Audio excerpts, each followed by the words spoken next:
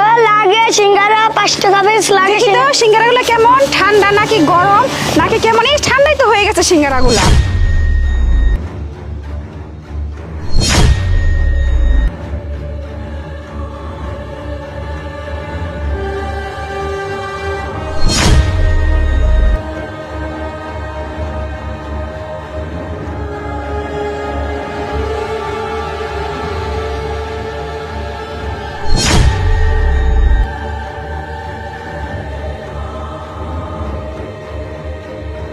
তো সিঙ্গারাগুলো আমি নিব না, সিঙ্গারাগুলো সব ঠান্ডা হয়ে গেছে। ঠান্ডা সিঙ্গারা খেতে একদম ভালো লাগে না, ঠিক আছে? আমি নিব না। আপু একটা সিঙ্গারা নেন না, 5 টাকা দেন। আমি সারাদিনে একটা সিঙ্গারাও বিক্রি করতে পারি না। রাখ তো, তোর সিঙ্গারা খেয়ে মুখ নষ্ট করবো নাকি? ঠান্ডা সিঙ্গারা আমি নিব না, তুই অন্য কারোর কাছে বিক্রি কর, আমি গেলাম।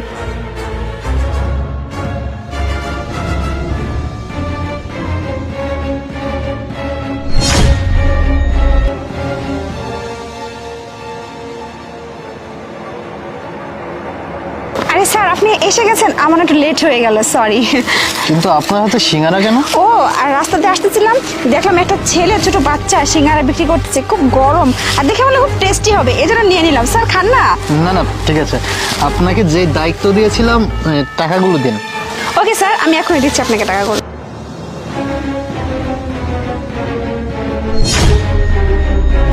স্যার,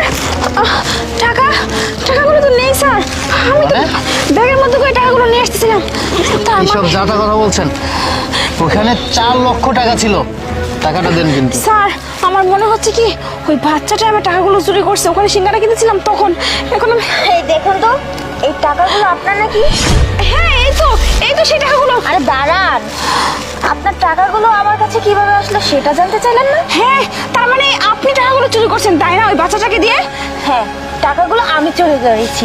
স্যার, এই ভিডিওটা একবার দেখেন তো। হোয়াট?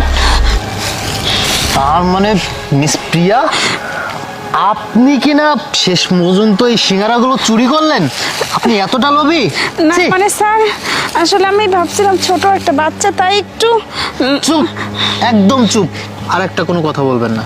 ছি, আমি ভেবেছিলাম কি না আপনার একটা পদোন্নতি দেব, কিন্তু আপনি যে কাজ করেছেন সেটাই আপনাকে আর পদোন্নতি দেওয়া হচ্ছে না। কারণ কি জানেন? আর আরেকটা কথা বলি, এই যে একে দেখছেন না, এও কিন্তু আমার একজন স্টাফ। আর ওই যে বাচ্চাটা, এই বাচ্চাটাকেও আমরাই ওখানে রেখে এসেছিলাম শুধুমাত্র আপনাকে পরীক্ষা করার জন্য। আরে আমাদের এই এনজিওতে আমরা অসহায় দরিদ্র মানুষদের নিয়ে কাজ করি। আমি যদি তাদের কোনো তহবিল দিই, সেগুলো তো আপনি